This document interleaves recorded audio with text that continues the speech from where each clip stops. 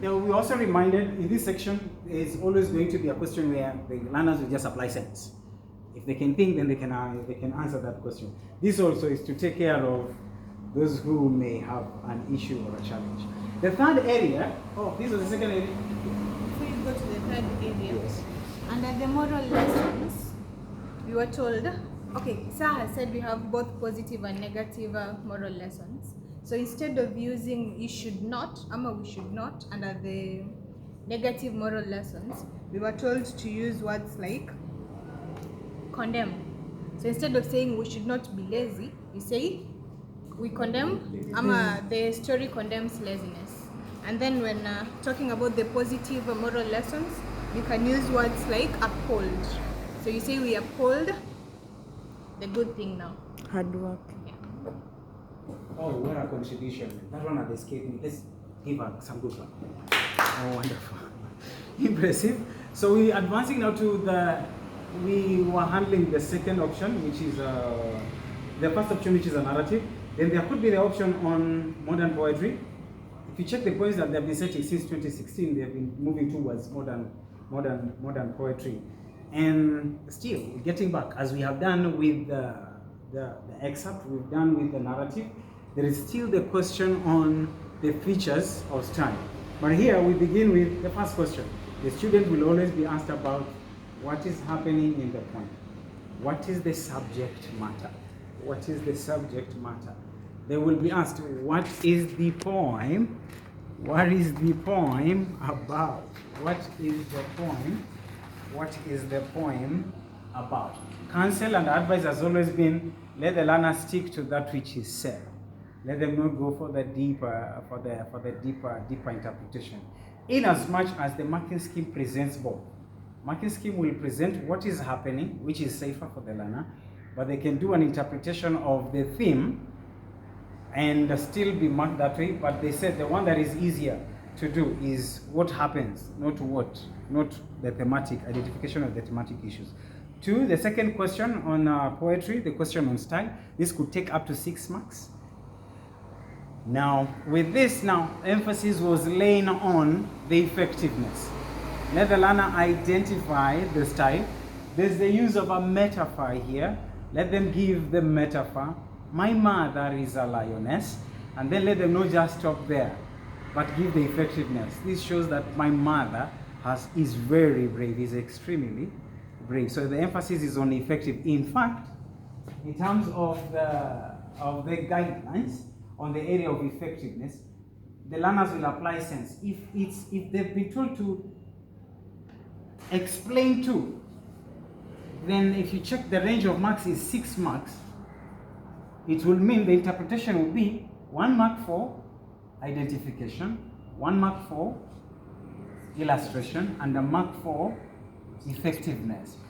But sometimes you may find they are told 3 and it is still 6 marks. This does not change. There's only going to be a shift. So this will be a half, this will be a half, and the effectiveness will still remain to be 1. So for the learner to do well, they must get to know how to apply the effectiveness in that question. Another item that is very common in this area, item C, question on the tone, which we had already mentioned earlier, tone, mood, and attitude. And we said there's been a shift right now. They are not so much focusing on the adjective, but if the learner can give a description that suits their meaning, they already would do that. They may still have a question, this is a possibility, on their persona. In fact, usually, if it's not the first question, if the first question is not on the subject matter, they'll be asked about the question on who is the persona. The emphasis there, let the learners learn how to shift from the poet to the speaker. Wonderful. That brings me to a close, unless there is anything that I needed to have added. Michael, please. And finally, okay, finally the area, we have the area of grammar. Now, for grammar, I'll be quick on the area of grammar. Grammar is very predictable.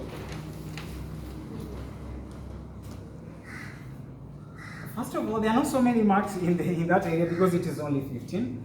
But grammar can be divided into 5 major, usually there are 5 major sections.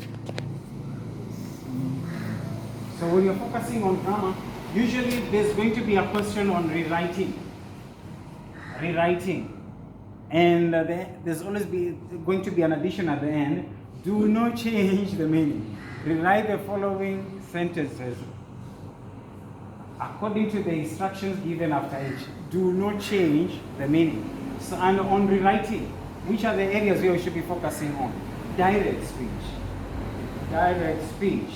the use of hardly when, but for, the use of the participle, very common in the area of that. There's also the use of the tag questions here. Sometimes active and passive voice. They will mix up these ones. The test here is always on checking whether the learner knows how to punctuate well. In as much as they may have the right responses, but do they know that a sentence must begin in a capital letter? And that is why in this section sometimes you may have a student with the right response, but because they forgot the stop, then we are penalized for that. The second one is on the area of phrasal verbs. Phrasal verbs since 2016 has never missed. There has always been a question on phrasal verbs, and these ones are very common. So whenever we can be visiting them and allow the learners to be taking note on the verbs. Emphasis on this, let the learners know how to replace them. For example, he resembles his father. The word is resembles. Mwalimu, you are too ahead of yourself. Resembles. The word is resembles. So they are being tested also on agreement.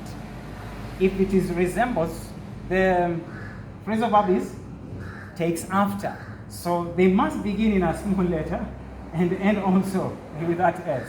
Takes after the father. There has to be agreement, number one, in number, and also in agreement in number and the number and the tense. Then apart from that, there has always been a question on filling in the blank spaces. Correct forms of words. Filling in correct forms. Correct forms. So majorly here they're tested on spelling. You're given the word pronounce and you have to come up with the word pronunciation. Correct form of the word. But they also haven't missed a question on preposition. Preposition, very common. This one you can trace right from 2006 when they changed the syllabus to date.